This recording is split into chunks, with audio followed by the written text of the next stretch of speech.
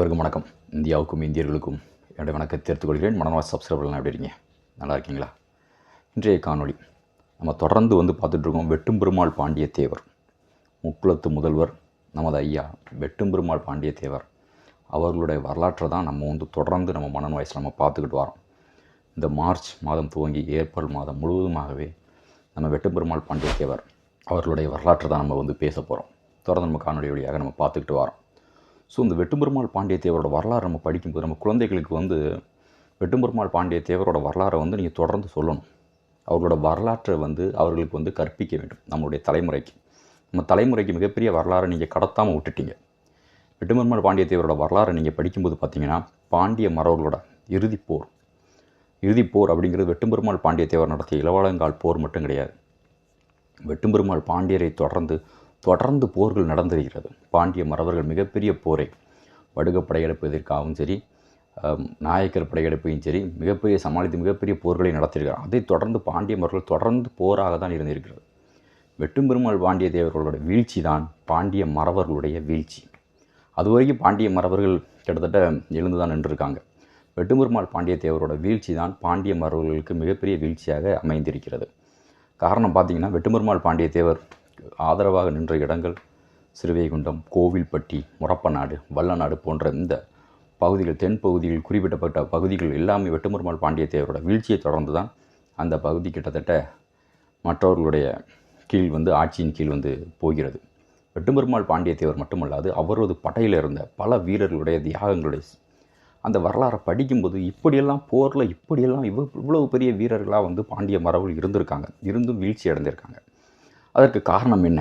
இவ்வளவு பெரிய வீரர்கள், இவ்வளவு பெரிய வீரம் தியாகம் இருந்தும் பாண்டிய மறவர்கள் வீழ்ந்தது காரணம் என்ன அப்படிங்கிறத அந்த வரலாற்றை, குறிப்பாக வெட்டும் பெருமாள் பாண்டிய தேவரோட வரலாற்றை தொட்டு வெட்டும் பெருமாள் பாண்டியருக்கு முன்னும் பின்னுமாக நம்ம படிக்கும்போது பார்த்திங்கன்னா, அவ்வளோ மிகப்பெரிய மெய்சிலிருக்கும் வகையில் அந்த வரலாறு, வெட்டும் பெருமாள் பாண்டியத்தோட வரலாறு இருக்கும்.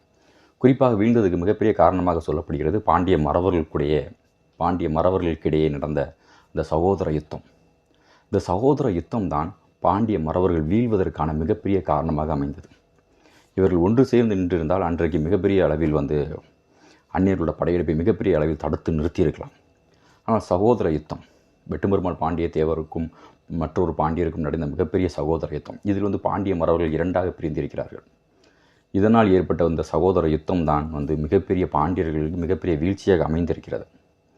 பட் இந்த சகோதர யுத்தத்திலும் அவர்கள் அந்நிய படையெடுப்பை எதிர்த்து நின்றிருக்கிறார்கள்.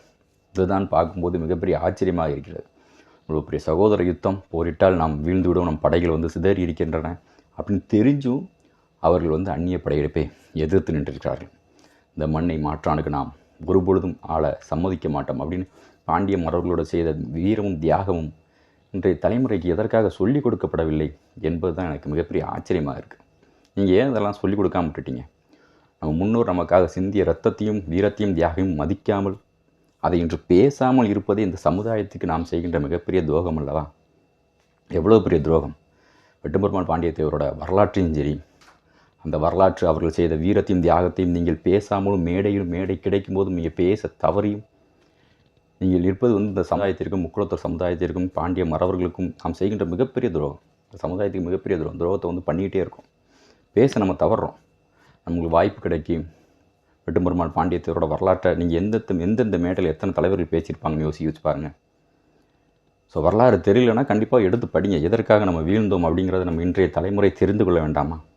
தெரியாதனால தான் இன்றைக்கும் அண்ணன் தம்பி சண்டை போட்டுட்ருக்காங்க. இன்றைக்கும் ஒவ்வொரு குடும்பத்துலேயும் சரி, பாண்டிய மறவர்களோட குடும்பத்தில் போய் பார்த்தீங்கன்னா, முக்குளத்தூர் சமூகத்தையும் எடுத்துக்கிட்டிங்கன்னா, அண்ணன் தம்பி சண்டை, அண்ணன் தம்பிக்குள்ளே நடக்கக்கூடிய யுத்தம் இன்றைக்கும் நடந்துகிட்ருக்கு. இதற்கு காரணம் என்ன? இந்த சகோதரத்துவம், இந்த சகோதர யுத்தம் நடந்ததை யாருமே இன்றைக்கி சொல்லலையே. இதனால தான்ப்பா நம்ம வீழ்ந்தோம். இன்றைக்கி இந்த சமுதாயம் இப்படி இருக்கிறதுக்கு காரணமே நமக்குள்ளே நடந்த இந்த சகோதர யுத்தம் தான் அப்படிங்கிறத இன்றைக்கி நம்ம தலைமுறைக்கு நம்ம கடத்தாமல் விட்டுட்டோம். ஸோ வெட்டும் பெருமாள் பாண்டியரோட வரலாறு நம்மளுடைய தலைமுறைக்கு கடத்தப்பட வேண்டும். தொடர்ந்து அது சொல்லப்பட வேண்டும், பேசப்பட வேண்டும். தொடர்ந்து நம்ம பேசுவோம். வெட்டும் பெருமாள் பாண்டிய தேவரோட அந்த விழா சிறப்பாக நடைபெறணும். வெட்டும் பெருமாள் பாண்டிய தேவர் அவர்களுடைய விழா மாமறவர், பாண்டிய மறவர், வெட்டும் பெருமாள் பாண்டிய தேவரோட விழா இந்த வருடம் சிறப்பாக கொண்டாடப்பட இருக்கிறது. ஸோ அதில் எல்லோரும் பங்கெடுத்துக்கணும் அப்படின்னு நான் கேட்டுக்கிறேன். நன்றி. மீண்டும் ஒரு காணொலியில் உங்களை சந்திக்கிறேன். நான் சந்தன பாண்டியன். ஜெய்ஹிந்த்.